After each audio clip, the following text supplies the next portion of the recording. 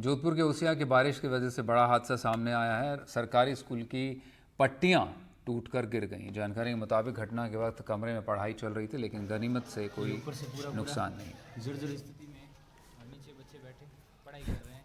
और ये कभी भी बड़ा हादसा हो सकता है। और बहुत ही बरसात से पूरा पूरा ये पानी से भरा हुआ।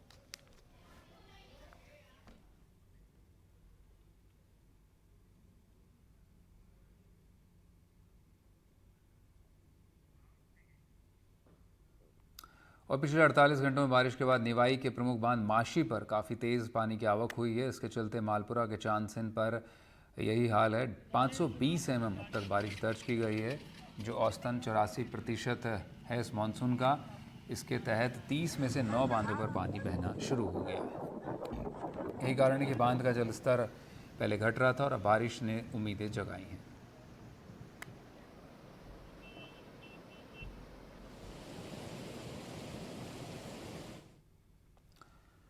कोटा के गो तहसील के प्रेमपुरा गांव की युवती रिम्पी ने कमाल कर दिया है। पारिवारिक स्थिति के चलते नौकरी छोड़ खेती की तरफ बढ़ा है रिम्पी ने। यही काबिलियत से अब लोहा मनवा रही है। आपको बताएं कि रिम्पी राज्य स्तरीय समारोह में प्रगतिशील महिला किसान का सम्मान अवार्ड के साथ साथ कई दूसरे पुरस्कारों से नवाजी गई है। एनडी पर इस किसान महिला की संघर्ष और सफलता की कहानी।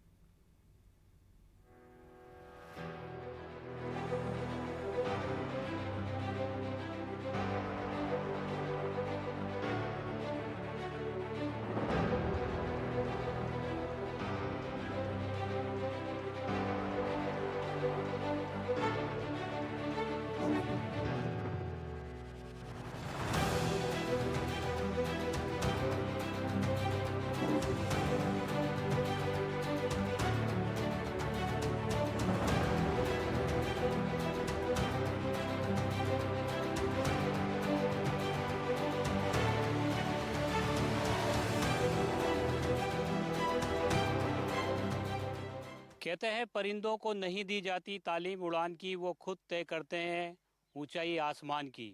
प्रधानमंत्री नरेंद्र मोदी ने ड्रोन दीदी बनाकर देश में जो कमाल किया है, उसका जो असर ज़मीन पर भी नज़र आ रहा है। कोटा की जो ड्रोन दीदी की बात करें तो हमारे साथ में रिम्पी सिंह है, जो एक प्रगतिशील किसान होने के साथ साथ अब पूरे जिले के लिए एक मिसाल बन गई है। जो खेती की आधुनिक तकनीक जो है उसको उन्होंने अपना रखा है, साथ ही साथ जो है जागरूकता जो है खेती किसानी को लेकर, उसकी ये एक तरह से ट्रेनर भी बन गई है।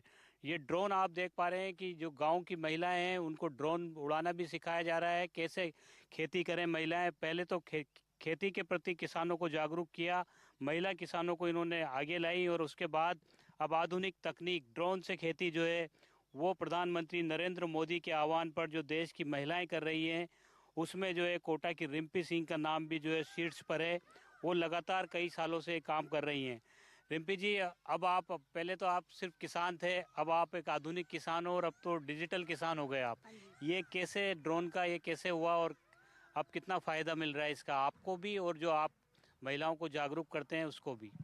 पहले से हमारी जिम्मेदारी ज़्यादा बढ़ गई है। पहले जैसे हम केवल किसान थे तो किसानी खेती के बारे में बताते थे। अब हम जैसे नमो ड्रोन दीदी बन गए हैं तो उसमें हमें किसानों को और भी जागरूक करना है। जो नैनो डीएपी है, नैनो यूरिया है, उसके बारे में ज़्यादा जागरूकता फैलानी है कि जो हम अपनी धरती माँ को हैं हम प्रदूषित कर रहे हैं ज़्यादा यूरिया और ज़्यादा डीएपी डाल के। जो दानेदार यूरिया और दानेदार डीएपी आती है वो सिर्फ 40% ही है जो फसल ले पाती है उसको, बाकी हमारी मिट्टी में बह जाती है, जिससे हमारी मिट्टी खराब हो जाती है, दूषित हो जाती है। तो हमें अपनी धरती माँ को बचाने के लिए कि ये जो इफ़को ने जो सबसे अच्छी पहल की है, नैनो यूरिया, नैनो डीएपी और सागरिका लाके, इनका बहुत बहुत धन्यवाद और बहुत बहुत आभार है। ये जिससे हम खेती किसानी को बचा पाएंगे, हम हमारी धरती माँ को सेफ रख पाएंगे। जो हम नैनो डीएपी और नैनो यूरिया स्प्रे करते हैं, किसान इसलिए उसको करने से कतराता है क्योंकि वो जो स्प्रे का जो चार्ज लगता है उसको वहन नहीं कर पाता। सब घर में, हर घर में सबके पास दवाई स्प्रे की मशीनें नहीं हैं। तो अपने मोदी जी ने नमो ड्रोन दीदी के तहत हमें ये ड्रोन आवंटित किए हैं ताकि हम किसानों की इसमें हेल्प कर सकें। और नैनो नैनो डीएपी और नैनो यूरिया का स्प्रे करने से फसल जो पूरी जितनी मात्रा हम अपनी फसल में स्प्रे करेंगे वो पूरी मात्रा पत्तों के मार्फत पौधे में जाएगी और दानेदार यूपी डीएपी और यूरिया की अपेक्षा ज़्यादा फायदा होगा और जल्दी हमें उसका असर मिलेगा। ये ड्रोन जो है ये आपने कैसे सीखा चलाना और अब आप इसको कैसे हैंडल करते हैं और लोगों को कैसे जागरूक कर रहे हैं, उनको कैसे ट्रेनिंग दे रहे हैं? ये हमें सरकार की पहल और इफ़को की तरफ से हमें ट्रेनिंग दी गई ड्रोन को चलाने के लिए। तो हमने 15 दिन ग्वालियर में रह के 15 दिन ट्रेनिंग की। उसके बाद फिर घर पे हमें 2 दिन के लिए फील्ड में ट्रेनिंग करवाई हमें। उसके बाद फिर हमने इसको चलाना सीख लिया। जैसे नॉर्मल हम ट्रैक्टर चलाते हैं लगभग वैसा ही, थोड़ा सा ही 19-20 का फ़र्क है, इसका ज़्यादा नहीं। अब जो है आप और कह रहे हैं कि अब नए जो है नवाचार भी करने जा रहे हैं खेती किसानी को लेकर। क्या अब ड्रोन का फ़ायदा उससे मिलेगा और क्या नवाचार करने जा रहे हैं?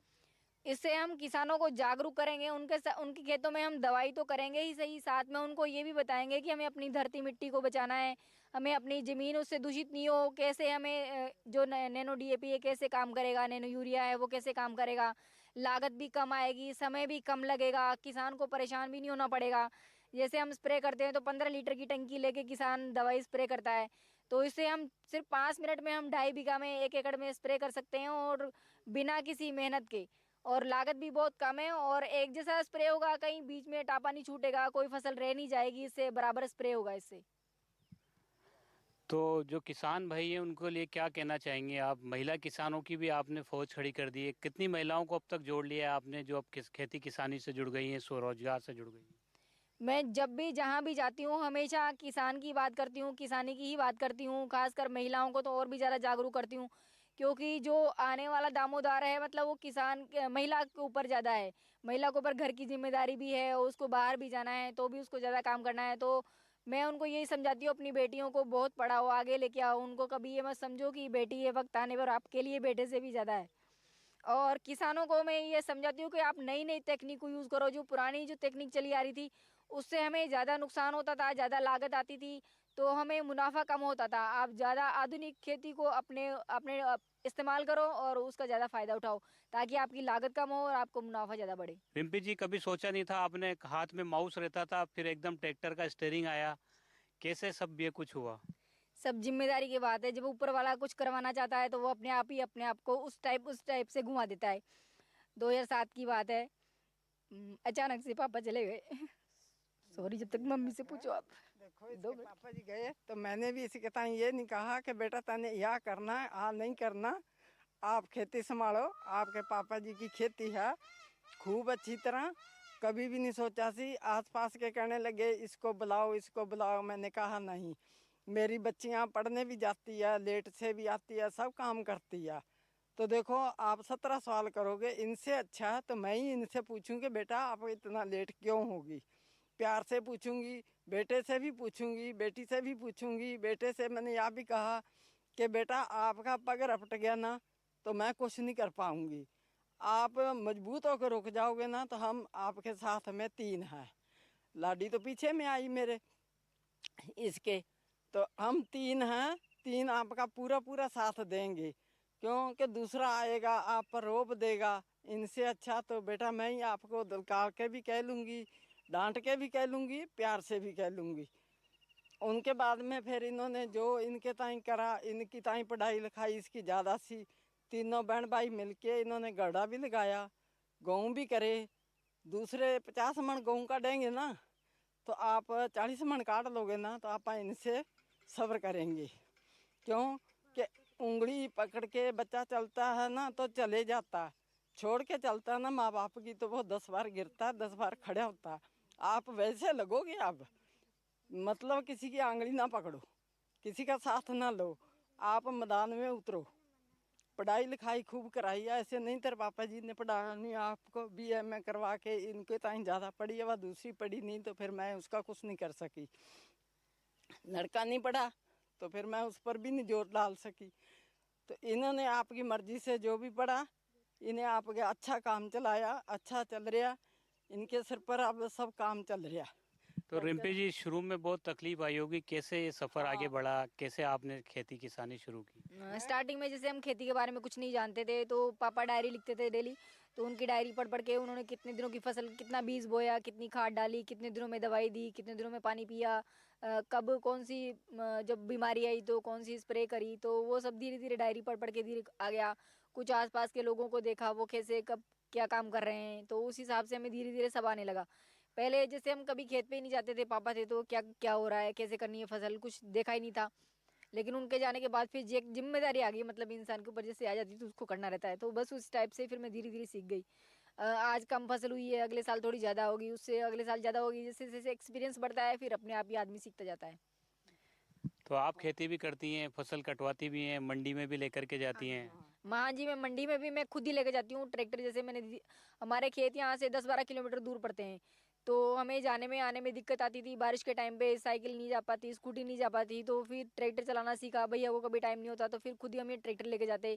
जैसे यहाँ पे लहसुन निंदाई में या कोई भी फसल के काम में लेडीज़ें ही काम करती हैं ज़्यादा, तो उनके साथ वो लेडीज़ के साथ ही ज़्यादा कम्फर्ट रहती हैं। तो उनको फिर मैं ही ट्रैक्टर ट्रॉली में साथ बिठा के और अपने साथ ले जाती, शाम को दिन भर उनके साथ काम करती, शाम को उनको साथ में वापस लेके आती। तो उससे क्या है, लेडीज़ों को भी सपोर्ट रहता है कि हाँ हमारे साथ एक महिला है, तो जेंट्स के साथ काम करने में उनको थोड़ी झिझक भी रहती है। तो वो चीज़ भी नहीं थी, तो फिर उस हिसाब से मेरे साथ वो महिलाएं भी जुड़ती गई, मैं उनको भी सपोर्ट करती गई। उनको कोई दिक्कत आती तो जिस चीज़ में मैं जानती थी तो उनकी भी हेल्प करती। तो इस हिसाब से मेरे साथ फिर ज़्यादा महिलाएं जुड़ती गई और मैं उनको आगे से आगे बढ़ाती गई। आपने जब शुरू किया था उस वक्त यहाँ पे महिलाएं मतलब फुल फ्लैश में खेती बाड़ी नहीं कर रही थी, नहीं कर रही थी। लेकिन आपके आने के बाद में कितनी महिलाएं जुड़ गई हैं अब? बहुत सारी महिलाएं महिलाएं तो छोड़ो, उसके साथ लड़कियां भी कभी उनको अपने परिवार वाले स्कूल छोड़ने आते थे, और आज ये कंडीशन है कि खुद मोटरसाइकिल लेके लड़कियां खुद पढ़ने आती हैं। सबसे बड़ी ये बात है। और महिलाएं तो थी जो फील्ड में जाती थी, खेत पे सारा काम महिलाएं करती हैं, यहाँ पे निराई गुड़ाई फसल तैयार करना। लेकिन जब मंडी में जाने का नाम आता था तो वो हमेशा झिझकती थी कि यहाँ पे जेंट्स ही जेंट्स है। शुरू में मैं भी गई थी तो मुझे भी ये देखते थे कि आप लोग फसल लेके आए हो। मैंने कहा हाँ मैं फसल लेके आई हूँ। कि आप क्या करते हो, खेती करते हो?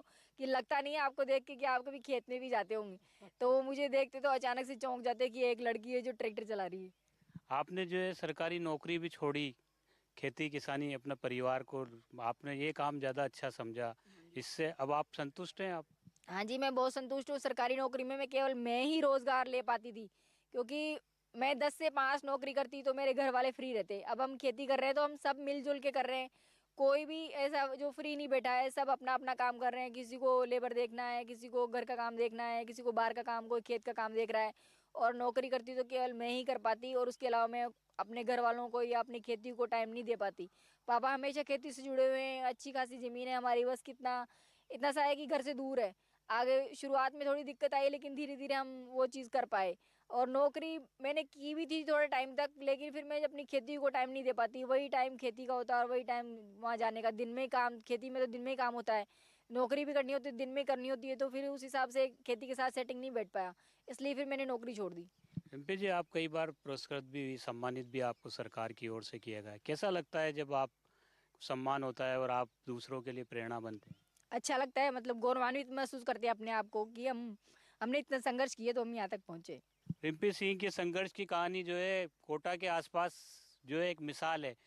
आप भी लगातार देखते हैं कितना मतलब प्रोत्साहन मिलता है महिलाओं को रिम्पी सिंह जैसे किसानों को देख के।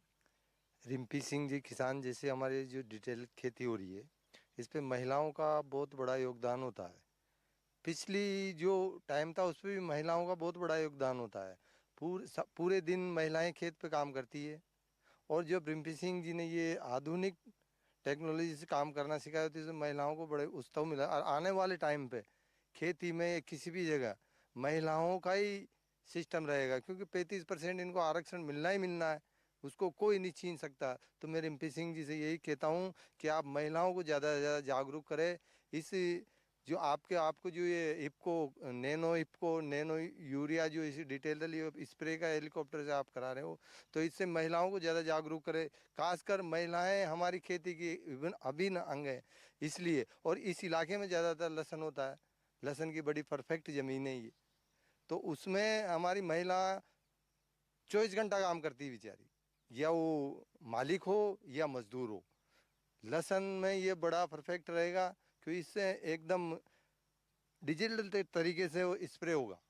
हम जो हमारा जो सिस्टम होता है वो स्प्रे करने का, उसमें बहुत मोटी फव्वार चलती है, तो स्प्रे पानी भी ज़्यादा लगता है, दवाई भी कहीं ज़्यादा जल डलती है तो फसल जल जाती है। कहीं जगह कम डली तो कचरा साफ नहीं होता, कहीं जगह नहीं डली तो फसल पीली रहती है।